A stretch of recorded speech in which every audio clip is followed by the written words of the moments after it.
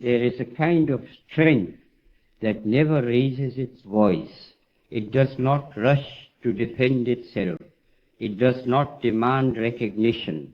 And yet it endures storms that louder forces cannot survive. Most people spend their lives searching for power in control, pressure, and reaction, but the deepest power is forged somewhere quieter inside the human spirit. We are often taught, subtly or directly, that strength looks like force, that progress requires domination, that change happens only when we push hard enough, speak loud enough, or overpower resistance. From an early age, we learn to measure ourselves by outcomes, speed and approval. We are told that if we want to matter, we must compete, conquer, and convince. But there is another way of living, one that does not begin with control over others, but with mastery of the self. Inner strength is not passive. It is not weakness disguised as patience.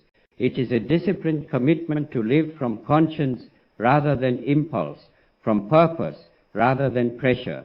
It is the decision to remain rooted in truth, even when the world around you is impatient, chaotic, or hostile. This kind of strength is not dramatic, but it is durable. It does not burn out quickly because it is not fueled by anger or ego. It is sustained by conviction. Many people confuse external control with leadership. They believe that if they can manage outcomes, command obedience, or force change, they are leading. But real leadership begins long before authority is granted. It begins when a person learns to govern their own reactions, to restrain destructive impulses, and to choose the right action even when it is costly. The strongest people are not those who bend others to their will, but those who refuse to betray their values under pressure.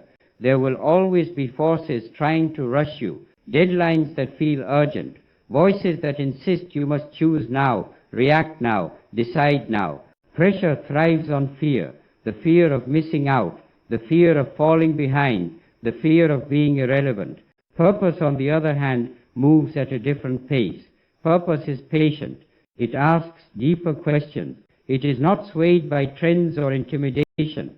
Purpose asks not what will work fastest, but what is worth doing rightly. Living with purpose means accepting that progress may be slow, misunderstood, and resisted. It means understanding that meaningful change often begins invisibly within the private choices of an individual long before it appears in the world. Purpose does not need constant affirmation. It draws its strength from alignment with what is right, not what is popular. Obstacles are inevitable when you choose this path. Resistance often appears not because you are wrong, but because you are steady. The world is accustomed to reacting to force with force. It does not always know how to respond to restraint, patience, and moral clarity. When you refuse to escalate conflict, when you choose dignity over retaliation, you may be misunderstood. But misunderstanding is not failure. Often it is the cost of integrity. Inner discipline is what allows you to remain calm when provoked, focused when distracted, and hopeful when circumstances seem bleak. Discipline is not about harsh control. It is about intentional freedom. It is the ability to choose your response instead of surrendering it to emotion. Without discipline, even good intentions collapse under pressure. With discipline, even fragile beginnings can grow into enduring movements. Motivation alone is unreliable. It comes and goes with emotion and circumstance. Discipline remains when motivation fades. Discipline is what carries you through long seasons where results are minimal and encouragement is scarce. It is the quiet decision to continue showing up, to keep acting in alignment with your values, even when no one is watching and nothing seems to be changing. There is dignity in this kind of perseverance. Dignity does not mean avoiding suffering. It means refusing to let suffering turn you into something you are not. It means holding on to compassion when bitterness would be easier. It means remaining truthful when deception would bring advantage. Dignity is not weakness. It is strength under control. Resilience is built here, in the space between effort and outcome. It is built when you learn to endure without becoming hardened, to persist without becoming cruel, to resist injustice without losing your humanity. True resilience does not seek to destroy opposition, it seeks to transform it, beginning within. Personal transformation always begins inward. You cannot sustainably change the world without first changing how you see, how you choose, and how you act when faced with discomfort. Outer change that is not rooted in inner clarity eventually collapses. Inner change, however, reshapes every environment you enter.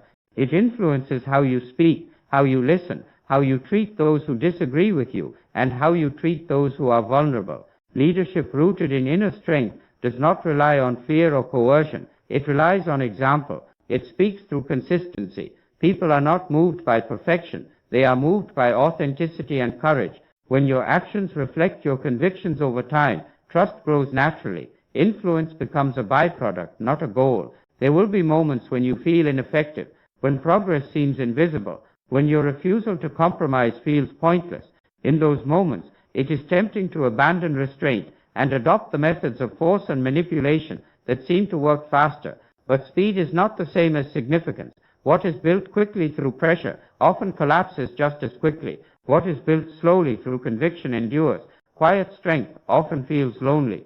It does not attract immediate crowds. It does not generate instant applause, but it cultivates something deeper: credibility, integrity, and peace. Peace not as the absence of conflict, but as the presence of alignment. When your actions match your values, there is a steadiness that cannot be taken from you, even when outcomes are uncertain. Purpose requires sacrifice. It asks you to let go of the need to be right in every argument, to win every exchange, to prove your worth through domination. It invites you to trust that truth does not need to be defended through force. It invites you to believe that goodness, lived consistently, has its own quiet power. Overcoming obstacles on this path does not mean eliminating resistance. It means learning how to stand firm without becoming rigid. It means adapting without surrendering your principles. It means recognizing that some battles are won not by defeating an opponent, but by refusing to become one. Inner strength grows when you learn to pause, to breathe, to reflect, to ask yourself not just what you want, but who you want to be in the process of getting it. Reflection slows the mind enough for wisdom to surface. Without reflection, action becomes reaction, and reaction rarely leads to transformation. Discipline of thought is as important as discipline of action. What you allow to dominate your inner dialogue shapes your emotional world. If your thoughts are constantly driven by fear, resentment, or comparison, your actions will reflect that chaos. But if you train your mind toward patience, clarity, and compassion, your actions will carry a different weight. This is not easy work. It requires humility to admit where you are reactive, courage to change ingrained habits, patience to endure slow growth. But this work is worth it because it builds a life that is not easily shaken. Pressure will continue to exist. Injustice will not disappear overnight. Conflict will arise again and again. The question is not whether these things will happen, but how you will respond when they do. Will you allow pressure to shape you into someone anxious and hardened, or will you allow purpose to shape you into someone grounded and resilient? There is a strength that does not need to dominate to be effective. There is leadership that does not require titles to be real. There is power in choosing the harder right over the easier wrong, again and again, quietly, consistently. As you walk this path, you may not always see immediate results, but something is happening. Each restrained response is training your character. Each disciplined choice is strengthening your resolve. Each moment of perseverance is shaping the person you are becoming. You are not powerless because you choose restraint. You are not passive because you choose patience. You are not weak because you refuse to return harm for harm. You are exercising a form of strength that lasts. So continue. Continue to cultivate your inner life. Continue to choose purpose over pressure. Continue to practice discipline when motivation fades. Continue to act with dignity when it would be easier to react with anger. Continue to believe that the quiet work you are doing matters, because it does. Not all change announces itself. Not all strength shouts. Some of the most powerful forces in history began with individuals who chose inner mastery over external domination, conscience over convenience, and perseverance over despair. And as you take responsibility for your inner world, your thoughts, your reactions, your commitments, you may discover something unexpected, a calm confidence that does not depend on outcomes, a sense of meaning that does not collapse under pressure, and a strength that endures precisely because it refuses to shout. This is the work of a lifetime, and it begins quietly with you.